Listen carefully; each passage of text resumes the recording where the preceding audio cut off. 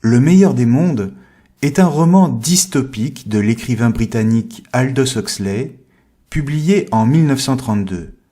Dystopique, cela veut dire qu'il s'agit de décrire un monde et une société imaginaire orientés vers une certaine conception du bien et un certain idéal du bonheur, et où tout finit en cauchemar et en catastrophe. La dystopie, également appelée contre-utopie, c'est donc le contraire d'une utopie. Ici, la première partie du roman est une description minutieuse de ce que l'auteur appelle le meilleur des mondes. Ce monde, c'est le nôtre, mais décrit tel qu'il pourrait être dans 600 ans. Il est gouverné par un État mondial et centralisé, où des super-administrateurs font des tournées pour s'assurer de son bon fonctionnement et du respect de l'ordre social.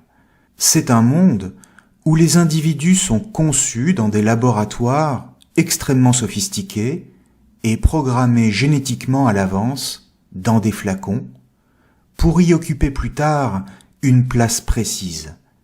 Certains sont destinés à commander, d'autres à obéir. Les alphas sont les futurs dirigeants. Véritable élite du meilleur des mondes, ils ont reçu un conditionnement génétique particulier pour être intelligents, grands et beaux, et eux-mêmes sont hiérarchisés en alpha, alpha plus et alpha plus plus.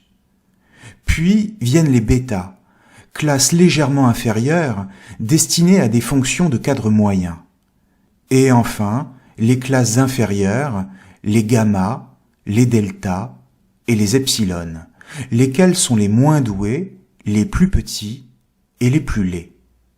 Ainsi, plus on descend dans les degrés de ce véritable système de caste, plus on se rapproche des fonctions sociales les plus élémentaires, mais qui sont tout autant nécessaires pour le fonctionnement de la société mondiale que les alpha++.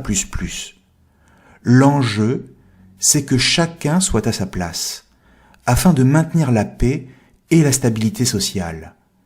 Car à partir du moment où les individus sont programmés à l'avance pour un certain type de fonction, alors la concurrence disparaît.